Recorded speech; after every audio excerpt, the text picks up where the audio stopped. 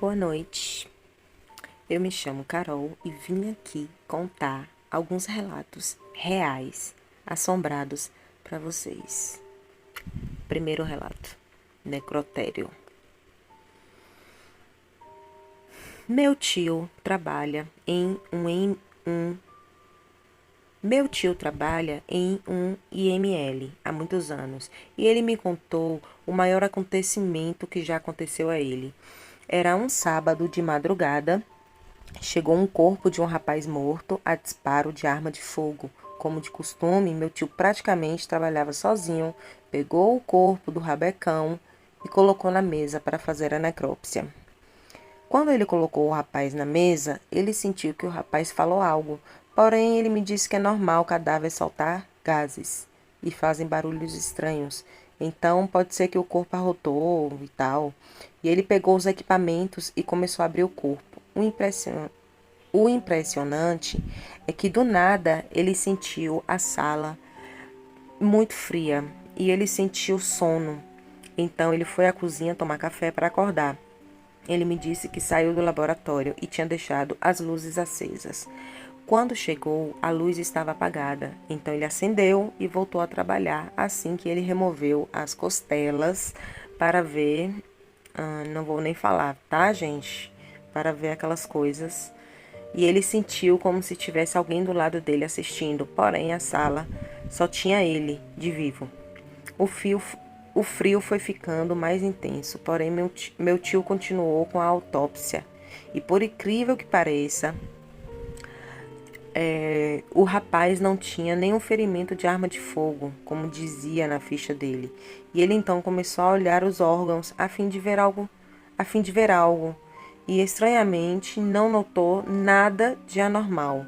E começou a vir uma suspeita de que o corpo tinha morrido por causas naturais. Meu tio então ligou para a Polícia Civil e perguntou sobre o cadáver. Foi relatado que o corpo havia tomado disparos de arma de fogo.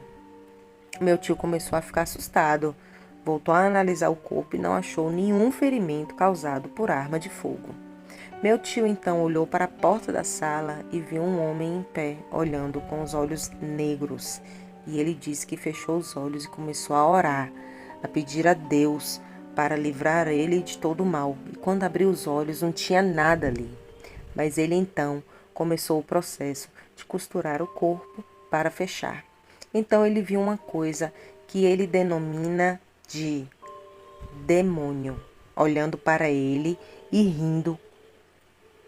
E ele, com tanto medo que ficou, largou tudo e saiu correndo. Assim que chegou na porta, a porta se fechou. Típico de filme de terror. Ele, assustado, tentando abrir a porta, ouviu passos atrás dele e sentiu um frio muito grande e um fedor de carne podre. Quando ele ouviu um sussurro no ouvido, e o sussurro dizia assim: "Você não é bem-vindo aqui." Meu tio começou a orar e a clamar por Deus. E quando chegou o motorista do rabecão, e foi aí que chegou o motorista do rabecão com mais um corpo e se deparou com meu tio no chão gritando. Meu tio, quando viu, pediu ajuda e o homem pegou e levantou e perguntou o que havia ocorrido ali. Meu tio disse toda a história. O homem, assustado, foi lá na mesa e voltou depressa e disse a meu tio: "Você acha engraçado assustar os outros?" Meu tio disse: "Como assim?" O homem respondeu para ele: "O cadáver está lá, do mesmo jeito que lhe entreguei." Meu tio disse: "Você está doido?" "Eu abri ele." O homem respondeu: "Então foi em sonho." Aí meu tio foi lá e se deparou com o cadáver intacto, porém com as marcas de disparos de tiro. Meu tio ficou tão espantado que foi embora para casa e no outro dia, bem cedo, voltou. Chegando lá, se deparou com um parceiro dele, médico legista, e ele contou para o colega que disse para ele que já havia ocorrido isso com ele também. E o colega disse que ele tinha sido visitado pelo demônio veio buscar a que provavelmente veio buscar a alma do garoto morto a tiros. Meu tio nunca mais trabalhou só e até hoje ele se arrepia ao contar isso. Segundo relato da noite, o homem careca e pálido. Aproximadamente em 2004, início do meu casamento, morei por alguns meses na casa da minha sogra, até que a construção da minha ficasse pronta. E naquele período, meu esposo trabalhava à noite. Então eu passava as noites praticamente acordada, porque me sentia muito, mas muito mal na casa da minha sogra, devido a antigos relatos de assombração que todos da casa já haviam presenciado. Era uma noite de inverno bem fria. Moro no sul, então quando é frio de verdade. Estava assistindo TV e desliguei a mesma. Lembro que levantei e ainda pus o controle remoto em cima da própria TV e apaguei a luz. Quando era exatamente às 3 horas da madrugada, a TV liga sozinha e eu levei um susto. Procuro o controle remoto, me sento na cama e percebo que o mesmo está em cima da TV. Na TV passava apenas a imagem de chuvisco, tipo não sintonizada, estilo Samara do Poço. E ainda sentada na cama, meu coração palpitava que mal conseguia respirar. Lembro exatamente da sensação e o frio que gelava a espinha até o alto da minha cabeça, quando de repente, ao lado da TV, aparece um homem alto, careca e muito, muito pálido, vestindo uma roupa marrom. Pensei, não é possível, eu estou sonhando. Quando eu pisco, ele sobe para cima de mim e aperta meu pescoço. Fala uma língua estranha em meu ouvido. Estava tomada pelo desespero. Eu já não tinha força e fôlego para gritar e me defender. E o cheiro do hálito era podre. As mãos muito geladas. Quando eu consigo gritar e clamo a Deus, ele me olha no fundo dos olhos e volta para onde saiu, atrás da TV. Ele saiu atrás da TV. Eu não dormi, mas me desesperei e no outro dia pela manhã contei para minha sogra, receosa, pois pensava que ela iria rir de mim. Foi quando ela me respondeu: Marcela, eu sei quem é esse homem. Ele me persegue há anos, desde quando os meninos eram crianças.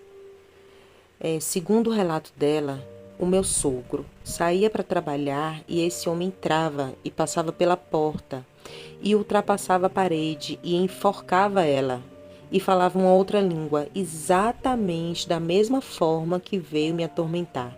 E até hoje não sabemos e não buscamos informação de quem ou o que seria aquele ser. Talvez um antigo morador que viveu naquele local. O que sabemos é que um homem morreu enforcado nos anos 60 naquele mesmo terreno. E aí a gente pensa, seria a alma dele? E a língua estranha, seria latim? Até hoje eu entro naquele mesmo quarto e sinto arrepios. Terceiro e último relato da noite. Gente, antes de contar esse relato, eu quero dizer o seguinte: esse vídeo é um vídeo teste. Eu não sei se vai funcionar, se eu vou continuar fazendo vídeo assim. Eu quero muito de verdade a opinião sincera de todos vocês. E eu tenho várias outras ideias nesse estilo para fazer ainda. Mas essa é uma das ideias, então conforme eu for fazendo, eu vou postando.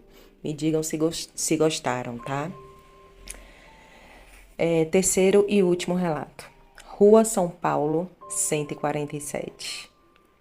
O 147 da Rua São Paulo havia estado fechado há um bom tempo, desde a mudança da última família, até que 4 rapazes, vindo de cidades vizinhas, alugaram a casa, fazendo dela uma república.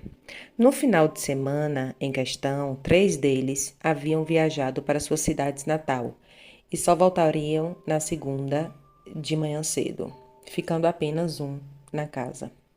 Mateus chegara da rua cansado, passara o dia todo fora. Sendo assim, foi direto para o quarto e se deitou, e logo caiu num sono profundo.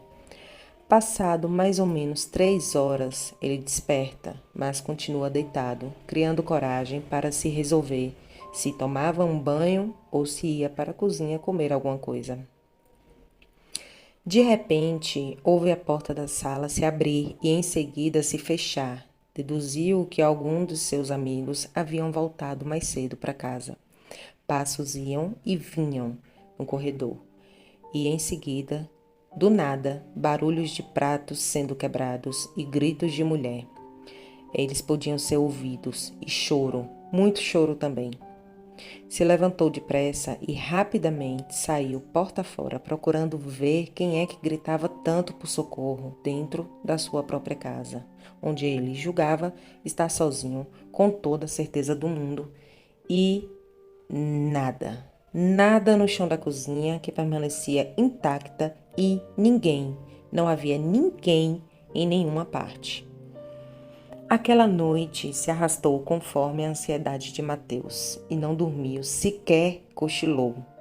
De manhã, ao sair para o trabalho, se encontrou com a vizinha da casa ao lado. Se cumprimentaram, como de costume, mas, naquele dia, Dona Nice notou algo errado com o jovem rapaz que sempre a recebia com um longo e afetuoso sorriso, acompanhado do sincero bom dia. E então, ela resolveu perguntar: "Tudo bem, meu filho? Parece que não teve uma boa noite de sono." "Vixe, Dona Nice", disse ele, abrindo a boca de sono ao mesmo tempo em que esfregava as mãos no rosto e sucessivamente nos cabelos. "Não dormi foi nada essa noite. Nossa, Deus me livre e guarde, viu? Foi uma barulheira, uma gritaria, sei lá de onde, que parecia até ser lá dentro da casa. Nossa Senhora!" "Hã?" Dona Nice balançando a cabeça. "Era aí na sua casa mesmo, meu filho. Tá com tempo? Se tiver, entra que vou te servir um café enquanto te conto tudo." Mateus aceitou o convite da bondosa senhora e entrou. Sentou na mesa da cozinha, sem cerimônia, já que era considerado de casa. Dona Nice serviu o rapaz com calma enquanto começava o assunto. "Pois é, Mateus. Quando vocês vieram morar ali, no 147, rolou até proposta para ver quanto tempo vocês iriam ficar. Quer saber? Vocês superaram as expectativas", disse ela sorrindo timidamente e sentado numa cadeira de frente a Mateus, que ouvia toda a história atentamente. Há alguns anos atrás, mais precisamente há uns 30 anos, houve uma tragédia naquela casa. Uma família inteira foi morta de forma brutal, mãe e duas filhas, mortas pelo filho mais velho, que veio a tirar sua própria vida em seguida. Pedro já vinha apresentando distúrbios mentais há algum tempo, mas sua mãe acreditava que tudo não passava de coisa de adolescente mimado que queria atenção. Numa noite, após voltar da rua, ele se certificou de que todos estivessem dormindo para começar a desordem. E foi primeiro a mãe, sem dó, no peito por 5 vezes, e em seguida foi ao quarto da irmã caçula. Tapou seu rosto com um travesseiro e eu não vou repetir, tá, gente? O que tem aqui no relato tem alguns detalhes que eu acho meio pesados, então eu não vou repetir. E deixando cair o sangue que havia completado 7 anos, uma semana antes do acontecido. A irmã do meio, ele cravou a faca no coração. E, segundo os peritos, sem sombra de dúvidas, ele havia pisado no cabo da faca para que ela entrasse mais ainda. Bem cruel, né? O evento se repetia sempre, por isso ninguém nessa casa fica. Os antigos moradores disseram-me certa vez que viram a silhueta de um homem no corredor que leva aos quartos. O fato é que esses espíritos estão vagando, estão presos. O filho pode ter derramado sangue inocente e as irmãs e a mãe por terem tido a vida arrancada sem nem mesmo poderem se defender. O jovem ouvia estático. Agora tudo fazia sentido, mas estava decidido. Falaria com os outros moradores da casa e lá não ficaria mais. E assim foi feito. No final de semana seguinte, todos haviam se mudado do terrível endereço da Rua São Paulo, que ainda hoje, depois de anos, permanece ora habitado, ora vazio, com idas e vindas de moradores que jamais encontram paz para chamá-lo de lar, doce lar. É isso, pessoal. Esse é um vídeo teste. Desculpem os erros. Por ser vídeo teste e é meio complicadinho de mexer no programa e todo o resto, eu não consigo cortar, deletar as partes que eu erro. Então, ele tá indo na íntegra, bem do jeitinho que eu li, sem nenhum corte, tá? Eu espero que gostem o tanto que eu gostei de fazer para vocês. Agradeço e até o próximo vídeo. Beijo, gente!